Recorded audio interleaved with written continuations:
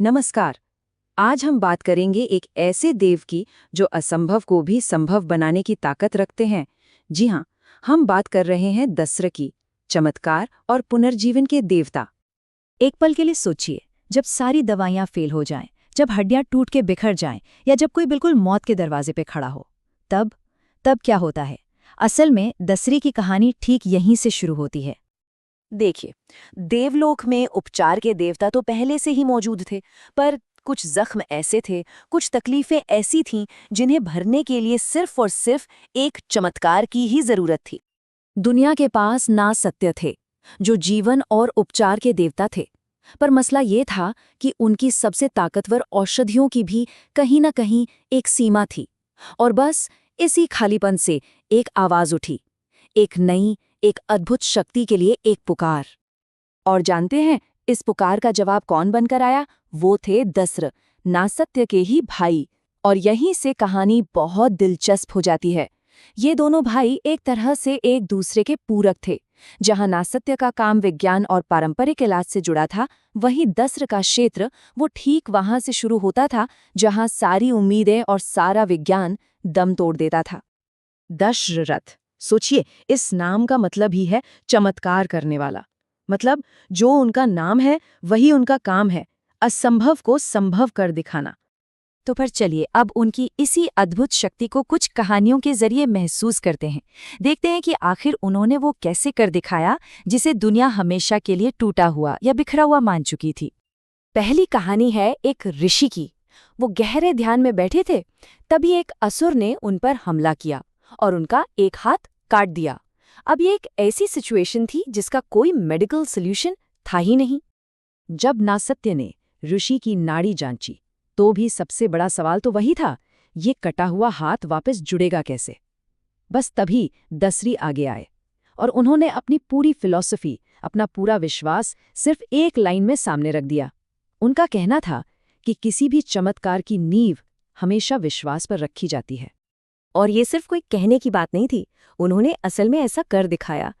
उस चमत्कार के 3 स्टेप्स थे। दशरथ ने एक दिव्य औषधि, एक जीवन मंत्र और सूर्य की ऊर्जा, इन तीनों का एक साथ इस्तेमाल किया। और बस पलक झपकते ही कमाल हो गया। वो कटा हुआ हाथ वापस अपनी जगह पर एकदम परफेक्टली जुड़ गया, जैसे कभी वो अलग हुआ ही ना हो।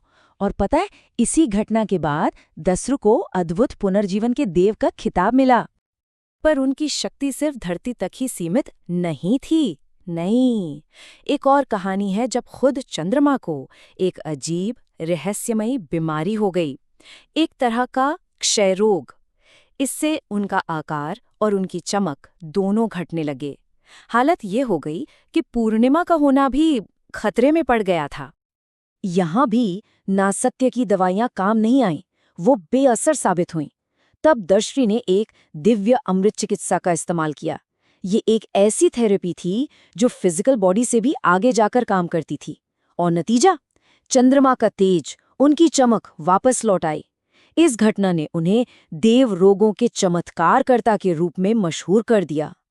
लेकिन दसरा का काम सिर्फ टूटी चीजों को ठीक करना नहीं था, वो तो एक तरह से समय के पहिए को भी पीछे घुमा सकते थे। वो चीजों को नया रूप, नई जान, नई शक्ति देते थे। चलिए उनके कुछ और कारनामे देखते हैं।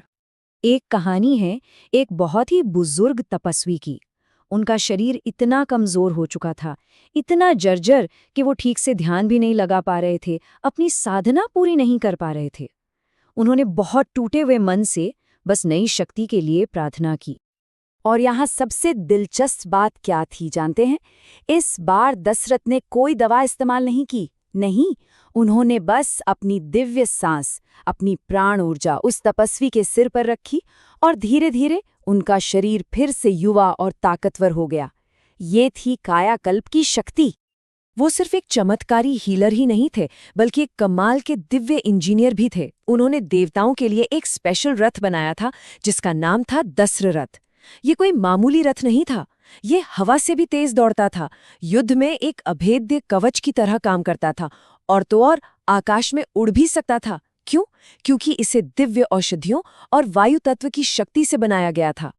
तो दशरथ के ये जो काम है, ये सिर्फ हैरान कर देने वाली कहानियां नहीं हैं। ये कहानियां असल में उनके स्वरूप को और उस गहरे मैसेज को दिखाती हैं जिसे वो रिप्रेजेंट करते हैं। उनका जो स्वरूप है वो खुद उनकी शक्तियों का प्रतीक है। सोचिए, एक सुनहरी आभा वाला यौवन, हाथों में दिव्य औषधि और सूर्य की शक्ति, और एक अश्व जो असीम गति का प्रतीक है। उनका पूरा रूप जैसे करुणा और साहस का एक खूबसूरत संगम हो। तो सबसे जरूरी बात क्या है? यही कि उनका पूरा अस्तित्व ही एक तरह का ऐलान है, एक घोषणा है कि जहां सारे आम रास्ते खत्म हो जाते हैं, जहां सारी कोशिशें दम तोड़ देती हैं, ठीक उसी मोड़ से दसरू का चमत्कार शुरू होता है। तो इन सभी कहानियों से हमें क्या सबक मिलता है? दस्र का संदेश बहुत ही साफ और गहरा है। पहला, चमत्कार वहां होते हैं जहां अटूट विश्वास होता है। दूसरा, उम्मीद किसी भी बीमारी से ज्यादा ताकतवर है। तीसरा, प्रकृति में हर सवाल का जवाब छिपा है। और चौथा, किसी एक जीवन को बचा लेना, उसे फिर से जिंदा कर देना, यही सबसे बड़ा धर्म है। तो आखिर में दस्र कौन है? वो सिर्फ एक देवता नहीं है, वो एक शक्ति है, एक विचार है। वो जगह है जहां उम्मीद दोबारा जन्म लेती है, खासकर उस पल में जब लगता है कि अब सब कुछ खत्म हो चुका है। अगर एक लाइन में कहें तो दशरथ वो हैं जो कटे हुए अंगों को फिर से जोड़ देते हैं, जो बूढ़ों को दोबारा जवान बना देते हैं, जो लाइलाज बीमारियों का इलाज करते हैं, और सबसे बढ़कर जहां उम्मीद मर जाती है, दशरथ वहां उसे फिर से जन्म देते हैं।